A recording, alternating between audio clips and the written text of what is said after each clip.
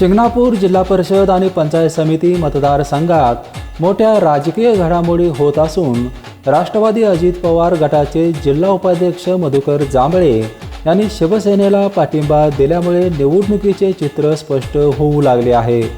काल सायंकाळी बालिंगा येथे जाहीर कार्यक्रमात मधुकर जांभळे यांनी पाठिंब्याबाबत आपली भूमिका स्पष्ट केली। दोघांची सुद्धा कामं अभिजित पाटील सुद्धा स्वच्छ मनाचे आहेत। दोघं सुद्धा उमेदवारांना स्वच्छ मनाचे असल्यामुळे त्यावर ही दोघं सुद्धा लीड नेणार, त्यात काही शंका बाळगू नका।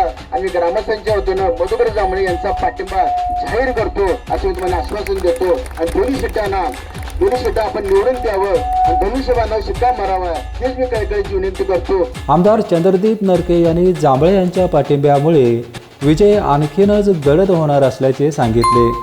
मधुकर जांभळे आणि आपल्या बालिकेच्या या सगळ्यात असणाऱ्या लोकांनी या विधानसभा मतदारसंघामध्ये लोकसभेचं 70,000 लीड कमी करून मला 3,000 मताधिक्याने निवडून आणले। 73,000 मतं, जवळजवळ 35,000 मतं तिकडे गेलेली परत इकडे आणली। कोणाच्या पाठीवर मी आमदार नाही, तुम्ही सगळे असणारे आमदार आहे, यांच्या आशीर्वादाखाली मी काम करतो। आणि म्हणून मी आज अधिक आपल्याला सांगत नाही की निश्चितपणे तुम्ही दिलेला आशीर्वाद आहे, प्रामाणिकपणे काम करेन।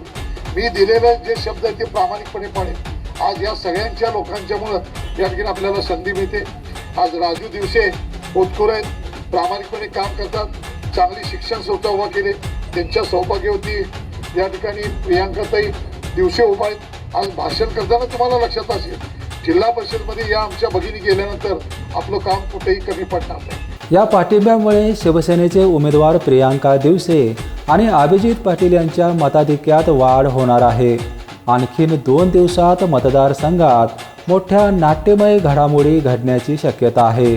बिपिनसाठी शिंगणापूरहून विजय यशपुत्र।